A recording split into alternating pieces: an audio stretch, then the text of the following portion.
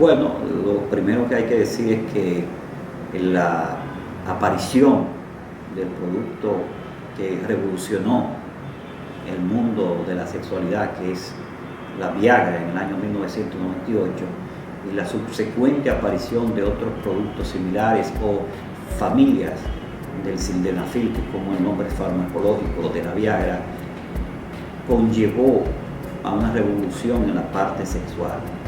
Todo lo que anteriormente se había establecido como tratamiento para la disfunción eréctil, que es como se conocen los problemas de erección, pues eso hizo como consecuencia que todo cambió y realmente aparecieron en el mercado productos de calidad ya comprobada que sí realmente producían un efecto positivo en la erección y con estudios científicos avalados. Entonces eso revolucionó definitivamente ese campo de los problemas sexuales en el hombre. Eso ha conllevado en países como nuestro, del tercer mundo, que no hay control a nivel de la parte farmacológica, o sea que lo que se llama la receta controlada no existe. Eso ha conllevado un abuso, un incremento en el uso de este tipo de productos que no son en sí estimulantes sexuales, porque los estimulantes sexuales serían aquellos que estimulan la libido, el deseo sexual. Estos productos lo que hacen es fortalecer la erección y al fortalecer la erección le dan mayor capacidad al hombre de tener una relación satisfactoria. Muchos jóvenes, que la mayoría de los cuales no necesitan ese tipo de productos, lo hacen amparado en el hecho de que ciertamente utilizando estos productos el pico de la erección es más fuerte y segundo, el periodo de refracción, o sea, el periodo que acontece entre una erección y la otra, normalmente sabemos que después que hay un coito, una eyaculación, lo más normal es que haya una detumescencia del pene, o sea, que el pene otra vez vuelva a la flacidez. Y hay un periodo de latencia en donde el pene se mantiene flácido hasta que otra vez recarga, si podríamos llamarlo así. Entonces, ese periodo, en la medida que el hombre va alcanzando la edad, o sea, que va envejeciendo, se va prolongando. Muchachos jóvenes, 20 años, probablemente muchas veces pueden incluso tener una eyaculación y mantener la erección sostenida y seguir con relación. Pero en la medida que va pasando el tiempo, cae el pene después de la eyaculación. Después que cae el pene, hay un periodo de latencia, de flacidez, y ese periodo es que con la edad va prolongándose. Entonces, ¿qué es lo que ha pasado? Que muchas veces los jóvenes y adultos jóvenes que ven que ese periodo se le va prolongando han acudido al uso de estos medicamentos porque ciertamente disminuye el tiempo en que aparece la segunda o la tercera erección. Eso, desde el punto de vista del querer, llámese sin que sea una apología a una de las sustancias que comercialmente se le llaman la pela, pero ese nombre incluso surgió por el concepto popular de que se quería dar, lo que se quería es dar una pela, y por eso surge incluso ese nombre. Ciertamente la erección que se logra y el periodo que hay de latencia al disminuirse, lógicamente el hombre alcanza una relación mucho más fuerte, mucho más satisfactoria. Y si a esto combinamos el hecho de que muchos jóvenes padecen a veces de problemas de eyaculación precoz, entonces lógicamente si hay un muchacho joven con eyaculación precoz, o sea que eyacula rápido y viene el problema de la detumescencia, lógicamente esto con el uso de estos medicamentos cambia y la efectividad del hombre se transforma. Lo que no sabemos, porque realmente todavía el tiempo de aparición de estas drogas es corto, todavía estamos hablando de que apenas tenemos alrededor de 12 años de aparición. Entonces, y en muchos países está normatizado su uso, o sea que no se usa como aquí o como en los países del tercer mundo, o sea, en los países como Europa, Estados Unidos, muchas veces conseguir una de estas sustancias no se consigue como aquí en colmado o en una farmacia simplemente con pedirla, sino que hay que tener receta.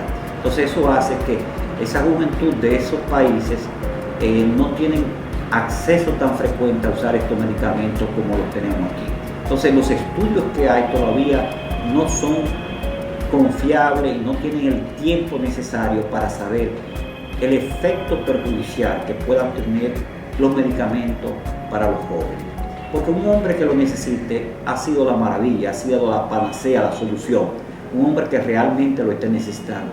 Pero hay muchos jóvenes que realmente no lo necesitan, que realmente lo que la prisa lo lleva al consumo de este tipo de medicamentos. O sea, no se sienten bien en tener que esperar entre una y otra relación, entonces lo consumen, pero lo fisiológico sería esperar el tiempo adecuado, buscar la estimulación por otra vía, la caricia, un poco de espera, etcétera, pero no se sienten satisfechos con esto y entonces acuden a esto.